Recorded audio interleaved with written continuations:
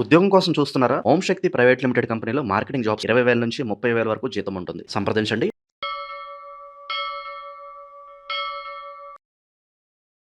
అందరికీ నమస్కారం. నేను శిరీష. ప్రస్తుతం మనతో పాటు ఉన్నారు ప్రముఖ ఆధ్యాత్మికవేత్త, జ్యోతిష్య వాస్తు పండితులు బ్రహ్మశ్రీ ఉమామహేశ్వర సిద్ధాంతి గారు. గురుగారితో మాట్లాడతాం. నమస్కారం గురుగారు. గురుగారు, ఆగస్టు మాసంలో సింహరాశి వారికి ఎలా ఉండబోతుందంటారు? ఎలాంటి జాగ్రత్తలు తీసుకోవచ్చు అంటారు? ఆర్థిక పరంగా, ఆరోగ్యపరంగా ఈ మాసం వీరి యొక్క గ్రహ గోచారం ఏంటంటారు? సర్వమంగళ మాంగళ్యే శివే సర్వార్థ సాధకే శరణ్యే త్రయంబకీ దేవి నారాయణీ నమస్తే. ఓం శ్రీ గురుభ్యో నమః. ఓం శ్రీ కం గణపతియే నమః. తిథివార నక్షత్ర యోగకరణాన్ని అనుసరించి గోచార ఫలితాన్ని, గ్రహ సముదాయాల విధానాన్ని చూసుకుని సింహరాశి యొక్క ఫలితాన్ని నేను తెలియపరుస్తున్నాను. నాకు తెలిసినంత విధిలో సింహరాశిలో ఉన్న గ్రహములు ఏమిటి? శుక్రకేతువులు ఉన్నారు.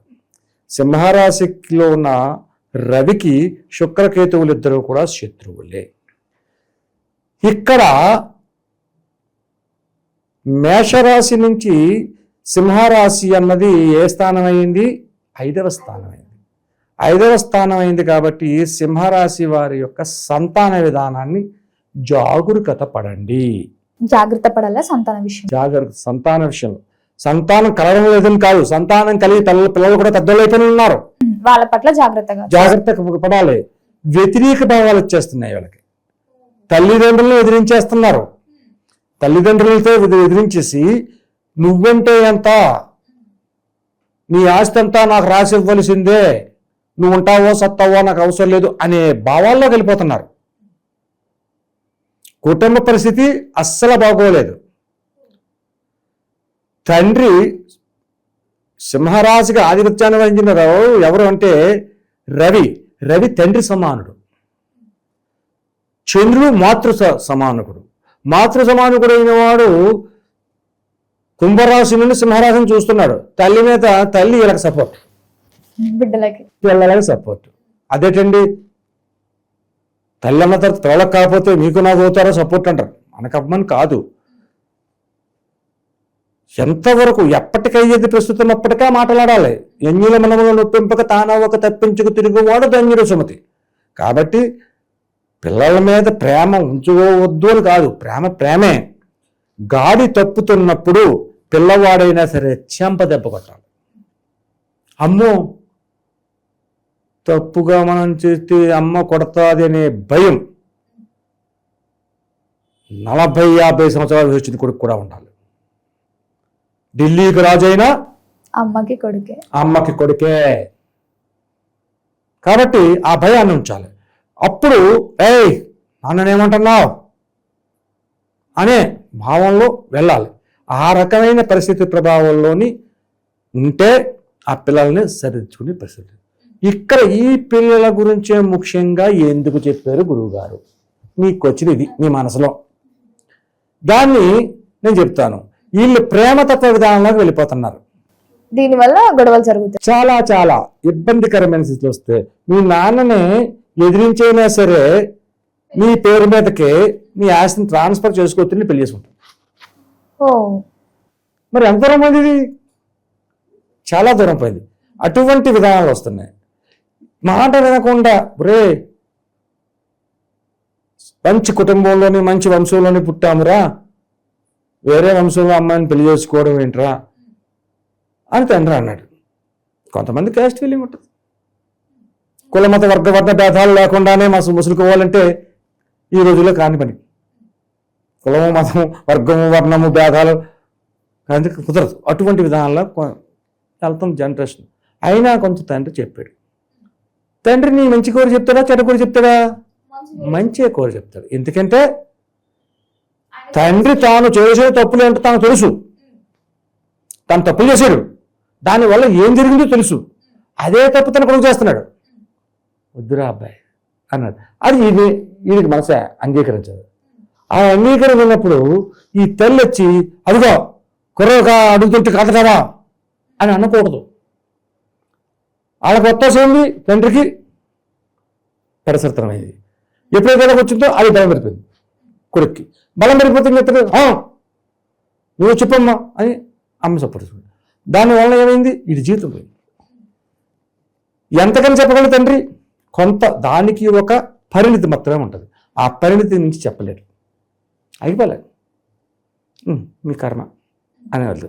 అలా చేసినందువల్ల ఈ యొక్క సంతానంలో కలిగినటువంటి పరిస్థితులలో నష్టదాయకమైన స్థితిగతులు పొందుతున్నారు.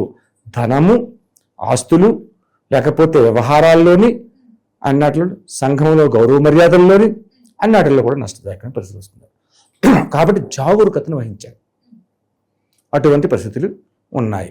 ఇక వ్యాపార రంగంలో ఉన్న వారికి, చేతి పనులు చేసుకునే వారికి, ఇక్కడ ముఖ్యంగా చేతి పనులు అన్నాను.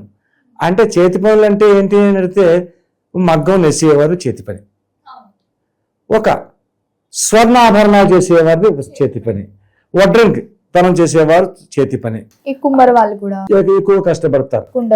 కుండలు చేసే వాళ్ళు అవనండి, లేకపోతే ఇంకోటి ఏమంటే పాత్రలు చేసే వాళ్ళు అవనండి, రకరకాల చేతి పనులు ఉన్నాయి. ఆ చేతి పనులు చేసుకునే వారికి కూడా ఉన్నతమైన స్థితిగతులు చేరడానికి అవకాశాలు ఎక్కువగా ఉన్నాయి. ఎంతో కాలం నుంచి ఇల్లుని నిర్మాణం చేసుకోవాలి, లేకపోతే ఇల్లు కొనుక్కోవాలి, చిన్న ఇల్లైనా కొనుక్కోవాలి అనుకున్న వారికి, ఎందుకంటే ఇక్కడ శుక్రకేతువులు ఆ యొక్క స్థానంలో కలిగి ఉన్నారు కాబట్టి ఆ యొక్క ఆశని నెరవేర్చుకునే పరిస్థితి వస్తుంది. ప్రయత్నం చేయండి, అత్యధికమైన యోగదాయకం. ఇక ఉద్యోగ రంగంలో ఉన్న వారికి అంటే చంద్రదృష్టి కలిగి ఉన్నది కాబట్టి కర్కాటక సింహరాశి మీద చంద్రదృష్టి వల్ల యోగదాయకమైన స్థితిని పొందుతున్నారు. ఉద్యోగ రంగంలో కూడా ఉన్నతమైన స్థానానికి చేరుకుంటున్నారు. ఉద్యోగ అన్వేషణలో కూడా ఈ యొక్క మాసంలో ఉద్యోగాన్ని సంపాదించుకునే స్థితిగతులు పొందగలుగుతున్నారు. ఓవరాల్గా బాగానే ఉన్న పిల్లల విషయంలోకి వచ్చేసరికి కొన్ని అవకతవకలైన స్థితిగతులు ఉన్నాయి. అలాగే ఈ మాసమయందు సింహరాశి వారి యందు వాహనములతో అతి జాగరూకత వహించవలెను, లేకపోతే వాహన ప్రమాదాలు సంప్రాప్తం అవడానికి అవకాశం ఉన్నది. ఈ మాసములో 12వ తారీఖు అమావాస్య వెళ్ళిన తర్వాత నుంచి గ్రహ సముదాయములు చంద్రుడు ఉన్న స్థానాలు మారిపోతున్నాయి. కాబట్టి గ్రహ సముదాయములు యోగదాయకముగా లేనందువలన వాహన ప్రమాదములు జరగడానికి అవకాశం ఉన్నది. కాబట్టి ప్రతి విషయంలోని కూడా జాగరూకతను వహించాలి. వాహనం ప్రమాదం జరుగుతుందండి, నేను స్లోగానే వెళ్తానండి అంటే సాగదు. నువ్వు స్లోగానే వెళ్తున్నావు, నువ్వు వాహనాన్ని నడపట్లేదు, దొల్లించి వెళ్తున్నావు. వెనకాతల వాడు ఏ మధ్యలో సేవించి వచ్చి కుద్దేస్తే మనం ఏం చేస్తాం? అదే దైవ నిర్ణయం అంటాం. కాబట్టి అది కూడా చూసుకోవాలి, వెనక ముందు చూసుకుని జాగరూకతను వాడాలి. ఈ వాహన ప్రమాదాలు జరగకుండా ఉండడానికి పిల్లల యొక్క అపసవ్యమైనటువంటి వాదనను తొలగించుకోవడానికి, ఉన్నతమైన స్థానానికి చేరుకోవడానికి, ఈ యొక్క ప్రేమతత్వంలో ఉన్న వారు నష్టపడకుండా ఉండడానికి ఈ యొక్క రాశి వారు చేయవలసిన ఈ యొక్క మాసములో ఒక రెమెడీ ఉంది. అది మనం జాగరూకతగా అవలంబన చేసుకోవాలి. ఏంటి అంటే దీనికి అందరికీ లక్ష్మీ నారసింహస్వామి యొక్క అనుగ్రహం కావాలి. లక్ష్మీ నరసింహుడు ఎక్కడ లేదు, చాలా చోట్ల ఉంటాయి గుళ్ళు. యాదగిరి గుట్ట ఉంది, అలాగే సింహాచలం, ఆకిపట్నం విశాఖపట్నం సైడ్ ఉన్న సింహాచలం వరాహ లక్ష్మీ నరసింహస్వామి, అలాగే ఎక్కడ పడితే అక్కడ ఉంటాయి. లక్ష్మీ నరసింహస్వామి గుడికి వెళ్ళండి. ఏమండి మా ఊళ్ళో కూడా లేదండి, చాలా దూరం వెళ్ళాలని మా వల్ల కాదండి అంటారా? శుభ్రంగా రామాలయానికి వెళ్ళండి. రామాలయం లేని గుడి లేదు, ఊరే ఉండదు. రామాలయం లేని ఊరు లేదు. శ్రీరామచంద్రుడు అంత గొప్పవాడు కాబట్టి రామాలయానికి వెళ్ళండి, రాముణ్ణి దర్శించుకోండి, ఆయనకు ఒక కొబ్బరికాయ కట్టండి, అక్కడ కూర్చొని శ్రీరామ జయ రామ జయ జయ రామ, శ్రీరామ జయ రామ జయ జయ రామ అనే రామజాపాన్ని చేయండి. తారక మంత్రం అది. ఒక 10 నిమిషాలు అక్కడ కూర్చుని, అంతకు మించి ఆ రాముల వారికి అంతకు మించి ఏం మనకు ఏం చేసేక్కర్లేదు. అభిషేకాలు చేయించేయాలండి, ఇంకోటి రామ పట్టాభిషేకాలు చేసేయాలండి, ఇవన్నీ అక్కర్లేదు. రామనామ జపం చేయండి. రామనామ జపం ఎప్పుడైతే నువ్వు రాముడు గుడి గుంట వచ్చేస్తున్నావో నీ వెనకాతలే ఉన్నాడు హనుమంతుడు, ఆయన అసలు వదలరావు, నీ కూడా ఉంటాడు. ఈ అపభ్రంశంగా జరుగుతున్న వాహనాల ప్రమాదాలు అవనండి, ఏదైనా జరుగుతుంది. అయితే ఇలా ఒకటే చేస్తే సరిపోతాదా? చాలదు. దానికి వాహన ప్రమాదాలు సంప్రాప్తం కాకూడదు. వాహనాల వలన ఇబ్బందికరమైన స్థితిగతులు పొందుతున్నారు. దీనికి ఏం కరెక్ట్ అయిన విధానాన్ని ఏం చెయ్యాలి అంటే, సింహరాశి వారికి గోధుమలు ఉంటాయి. ఈ గోధుమలు ఒక దోసెడు గోధుమలు తీసుకోండి. ఆ గోధుమలు కళ్ళకద్దుకోండి. గోధుమలు కళ్ళకద్దుకొని మీ ఇష్టదైవమైన వెంకటేశ్వరుడు అయితే వెంకటేశ్వరుడు, ఈశ్వరుడు అయితే ఈశ్వరుడు, అమ్మవారు అయితే అమ్మవారు నామస్మరణ చేయండి. నామస్మరణ చేసి ఒక తెల్లటి వైట్ కర్చిప్ తీసుకుని ఆ వైట్ కర్చిప్లో గోధుమలు వేసి కట్టండి. ఆదివారం నాడు ఉదయాన్నే 6 గంటలకు రవివారం ఉంటుంది. 6 గంటల కానీ 7 గంటల దాకా రవివారం ఉంటుంది. ఆదివారం నాడు ఉదయాన్నే కాళ్ళకు చెప్పులు లేకుండా తలస్నానం చేసి శుభ్రంగా మంచి వస్త్రాలు ధరించి నుదుట కుంకుమ ధరించి ఇంటిలో స్వామివారికి మీ ఇష్టదైవానికి నమస్కరించుకుని ఈ గోధుమలు తీసుకుని ఒక చెరువు దగ్గరకో, ఒక కాలువ దగ్గరకో, ఒక గోదావరి దగ్గరకో, ఎక్కడికో చోటికి వెళ్ళి మీ యొక్క కాళ్ళు తడిచేంత వరకు అందులోకి దిగి ఈ యొక్క గోధుమలు తీసుకుని మనసులో ఉన్న కోరికలు చెప్పి, ఏదైతే కోరిక ఉందో ఆ కోరికలు చెప్పడం అంటే మనసులో కాదు, పైకి చెప్పాలి. అది చెప్పి ఆ గోధుమల్ని ఆ నదిలోని ఆ మూటతో మూట విప్పి అందులో పోసేయాలి. ఆ తర్వాత ఈ వస్త్రాన్ని కూడా అందులో పడేయాలి నదిలో. ఆ గోధుమల్ని ఎవరు తింటాయి? లోపల చేపలు తింటాయి. చేపలు ఎవరు? మత్స్యావతారం. మత్స్యావతారం ఎత్తింది ఎవరు? విష్ణుమూర్తి. నువ్వు కొలిసింది ఎవరిని? వెంకటేశ్వరుని. అందరూ కదా. కాబట్టి ఈ యొక్క చేస్తే ఎప్పుడైతే డైరెక్ట్గా చేసావు నువ్వు దానం ఇవ్వలేదు, భగవంతుడికి సంబంధమైన విధానమైన అపరాలు గోధుమలు అంటే మరి రవికి ప్రీతికరమైంది.